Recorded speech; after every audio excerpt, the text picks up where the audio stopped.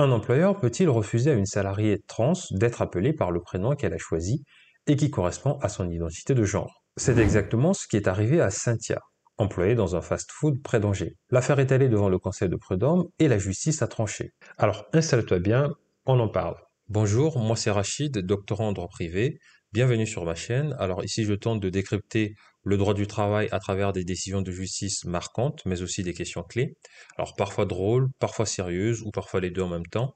Et donc si ça t'intéresse, abonne-toi pour ne rien rater.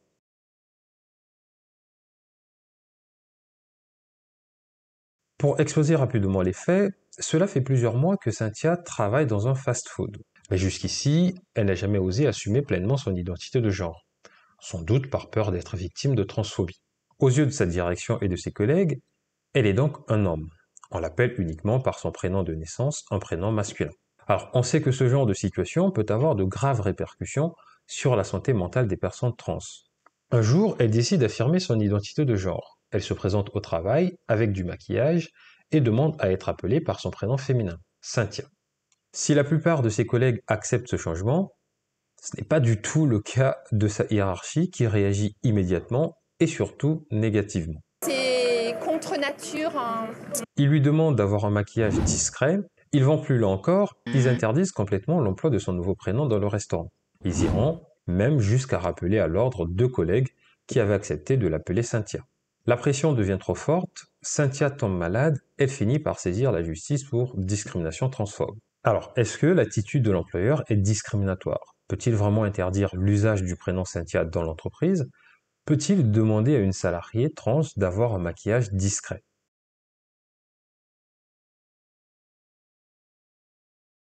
Pour répondre à ces questions, il faut regarder ce que dit la loi. Selon l'article L1132-1 du Code du travail, aucun salarié ne peut être sanctionné, licencié ou faire l'objet d'une mesure discriminatoire en raison de son identité de genre. Depuis 2012, l'identité de genre est un critère protégé contre la discrimination.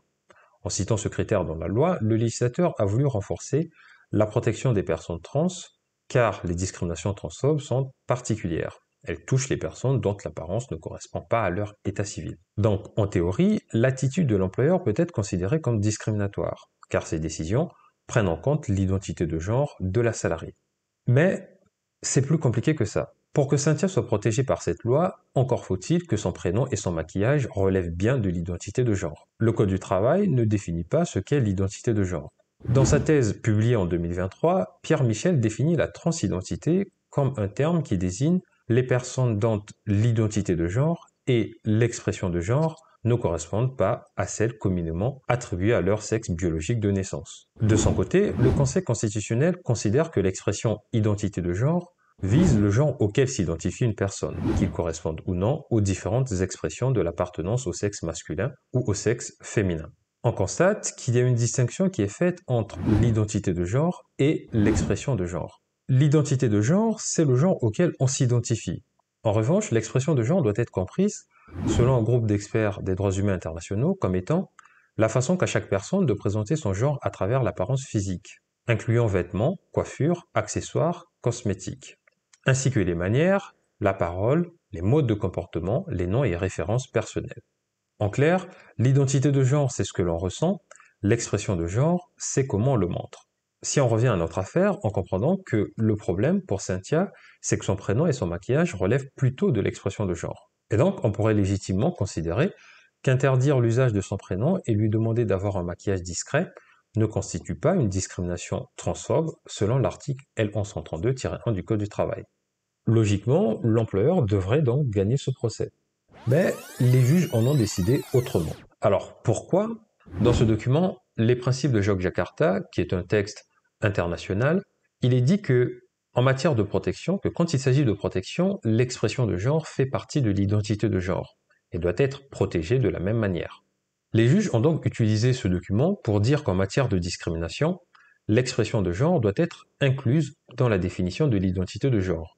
En clair, si l'identité de genre est protégée, alors le prénom et l'apparence le sont aussi. Alors, on peut se satisfaire de cette interprétation puisqu'elle élargit le champ de la protection. Mais on peut aussi proposer au législateur de remplacer l'expression identité de genre par celle plus générale de transidentité.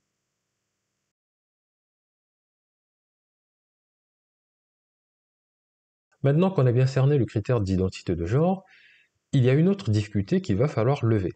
Je pense que depuis le début de cette vidéo, vous vous êtes sans doute posé la question de savoir, est-ce qu'un salarié peut imposer dans l'entreprise un prénom qu'il a choisi, qui ne correspond pas à son prénom de naissance? Si on écoute l'employeur, cela n'est pas possible.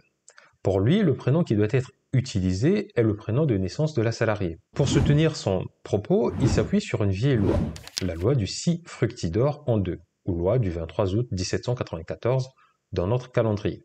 L'article 1er de cette loi dispose « Aucun citoyen ne pourra porter de nom ni de prénom autres que ceux exprimés dans son acte de naissance ». L'argument de l'employeur semble solide. Mais il y a un hic. La loi qu'il cite a été modifiée plusieurs fois pour introduire des exceptions. Aujourd'hui en France, si l'on justifie d'un intérêt légitime, on peut évidemment changer de prénom.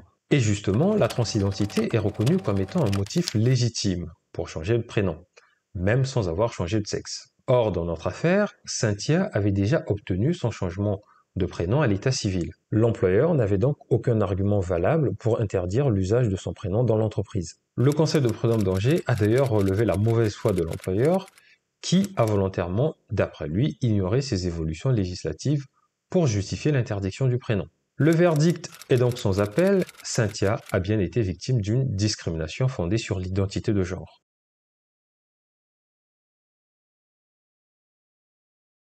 Avant de conclure, restons encore un instant sur cette question du prénom. Et si Cynthia n'avait pas encore officiellement changé de prénom à l'état civil? Est-ce que dans ce cas, l'employeur aurait pu interdire l'usage du prénom choisi? Selon moi, même dans ce cas, interdire l'usage du prénom choisi resterait tout de même une discrimination.